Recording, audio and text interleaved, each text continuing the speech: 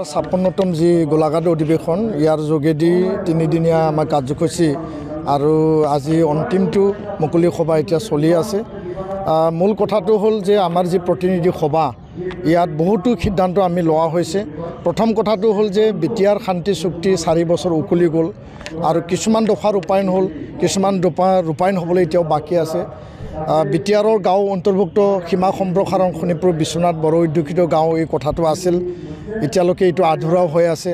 বড়ো কছাৰী গাঁও অন্তৰ্ভুক্ত কথা আছে আৰু কাৰ্বি আংলঙৰ জনজাতি যি বড়ো কছাৰী তেওঁলোকক পাৰ্বত্য মৰ্যাদা দিব লাগে, সেই কাম এতিয়ালৈকে পাৰ্লিমেণ্টত ওলমি আছে। তো ইয়াৰ কাৰণে দফাটো সকলো যিবিলাক মূল কথাখিনি আছিল আখৰে আখৰে ৰূপায়ণৰ ক্ষেত্ৰত ভাৰত চৰকাৰ অসম চৰকাৰে দায়িত্ব সহকাৰে কাম কৰিব লাগে। আমাৰ প্ৰতিনিধি সভাই এইটো সিদ্ধান্ত লৈছে, দাবী জনাইছে আৰু অতি শীঘ্ৰে এই ক্ষেত্ৰত সময় সাপেক্ষে যাতে কোনো বিলম্ব নকৰাকৈ ৰাজনৈতিক এটা ইচ্ছা আৰু পদক্ষেপৰ মাজেদি ৰূপায়ণৰ ক্ষেত্ৰত তেওঁলোকে কাৰ্যকৰী বা ব্যৱস্থা ল'ব লাগে। আমাৰ এইটো প্ৰথম দাবী। 2 নম্বৰ কথাটো হ'ল যে শিক্ষা ক্ষেত্ৰত আমি আমূল পৰিৱৰ্তনৰ কাৰণে আমি কাম কৰি আছোঁ। গুণগত শিক্ষাৰ অভিযান আৰু এই অধিৱেশনতে আমি সিদ্ধান্ত ল'লোঁ গুণগত শিক্ষাৰ এটা আন্দোলন, কোৱালিটি এডুকেশ্যন মুভমেণ্ট আমি 10 বছৰৰ কাৰণে আমি নিৰ্ধাৰণ কৰিছোঁ।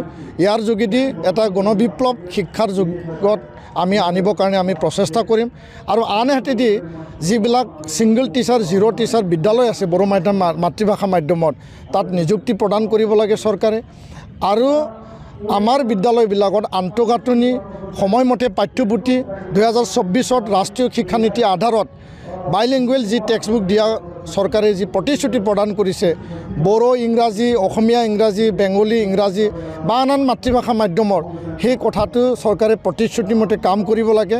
কিয়নো যোৱা গুণোৎসৱত আমি দেখিবলৈ পালোঁ যে ক্লাছ 6ত অংক আৰু বিজ্ঞান ইংৰাজী ভাষাত তেওঁলোকে ছপাই জোৰ জবস্তি আমাক এটা কম্পালচন জাপি দিব বিচৰা এটা ব্যৱস্থা আমি দেখিবলৈ পালোঁ, যাক নেকি আমি উইথড্ৰ কৰিছিলোঁ, আমি ৰিজেক্ট কৰিছিলোঁ, আমি প্ৰতিবাদ জনাইছিলোঁ।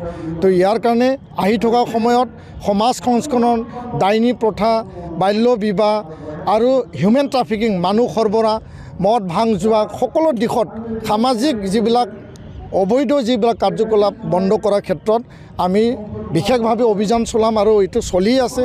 আৰু আনহাতেদি নিখিল বড়ো ছাত্ৰ সন্থাৰ উদ্যোগত 1 লাখ বড়ো যুৱক যুৱতীক আমি প্ৰশিক্ষণ প্ৰদান কৰি পেলাই তেওঁলোকক সেল্ফ এণ্টাৰপ্ৰিনিয়ৰশ্বিপ আৰু এমপ্লয়মেণ্ট জেনেৰেশ্যন সৃষ্টি কৰাৰ এটা ব্যৱস্থা প্ৰয়াস কৰি পেলাই 2024 আৰু 25ৰ মাজত আমি 1 লাখ যুৱক যুৱতীক আমি প্ৰশিক্ষণ প্ৰদান কৰিম।